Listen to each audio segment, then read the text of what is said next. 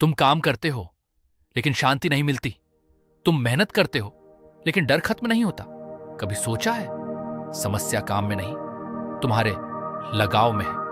आज हम समझेंगे भगवत गीता अध्याय 5 और आधुनिक मनोविज्ञान कैसे एक ही बात कहते हैं, कर्म करो लेकिन उससे जुड़ो मत। मनोविज्ञान कहता है कि हमारा दिमाग एक रिवॉर्ड सिस्टम पर काम करता है। हर काम के पीछे एक एक्सपेक्टेशन होती है, रिजल्ट, प्रेज, वैलिडेशन। जब यह नहीं मिलता तो एंजाइटी, स्ट्रेस और फ्रस्ट्रेशन पैदा होता है। इसे न्यूरोसाइंस में डोपामाइन ड्रिवन रिवॉर्ड लूप कहा जाता है। बैरिज और रॉबिन्सन 1998, शुल्ट्ज 2015। इसका मतलब तुम्हारा दिमाग रिजल्ट का एडिक्ट हो चुका है। भगवत गीता कहती है तुम्हारा अधिकार केवल कर्म पर है, फल पर नहीं। यही मिसमैच एक्सपेक्टेशन और रियलिटी का स्ट्रेस पैदा करता है। जब लाइफ मुश्किल होती है हम सोचते हैं सब छोड़ दें, भाग जाएं। इसे साइकोलॉजी में अवॉइडेंस कोपिंग कहा जाता है। Hayes et al 1996, acceptance and commitment therapy. यह शॉर्ट टर्म रिलीफ देता है लेकिन लॉन्ग टर्म एंजाइटी बढ़ाता है। गीता का संदेश स्पष्ट है, भागना समाधान नहीं है।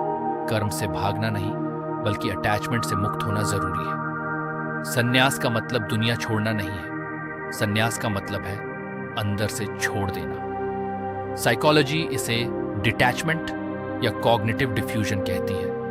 हेज, स्ट्रोसाल और विल्सन 1999। यह सेपरेशन से अलग है। सेपरेशन बराबर इमोशंस को दबाना, डिटैचमेंट बराबर इमोशंस को ऑब्जर्व करना।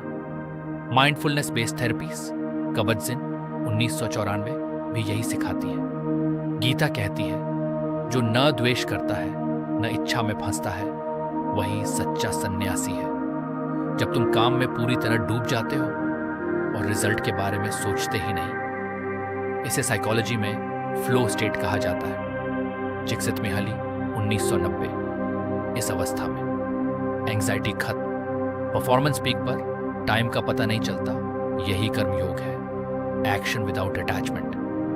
काम मेडिटेशन बन जाता है। हमारा दिमाग कंपैरिजन करता है, ये अच्छा है, ये बुरा है, ये मुझसे ऊपर है, ये नीचे है। इसे कॉग्निटिव बायस कहा जाता है। ट्वर्स्की और काहनमैन 1974। ये ईगो और स्ट्रेस को बढ़ाता है। गीता कहती है ज्ञानी सबको समान देखता है। जब कंपैरिजन खत्म होता है तब इनर पीस शुरू होता है।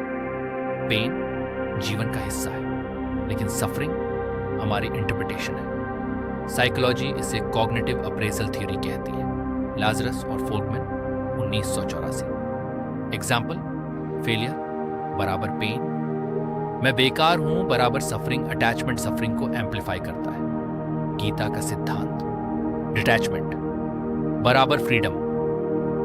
जब तुम डिजायर्स को छोड़ देते हो, जब तुम कंट्रोल की जरूरत छोड़ देते हो, जब तुम रिजल्ट से जुड़ना बंद कर देते हो, तब मन शांत हो जाता है। ये कोई मिस्टिकल चीज नहीं, ये एक साइकोलॉजिकल स्टेट है। गीता इसे शांति कहती है। साइकोलॉजी इसे इमोशनल रेगुलेशन प्लस एक्सेप्टेंस कहती है। कर्म करो लेकिन उसे पकड़ो मत। यही स्वतंत्रता है, यही शांति है।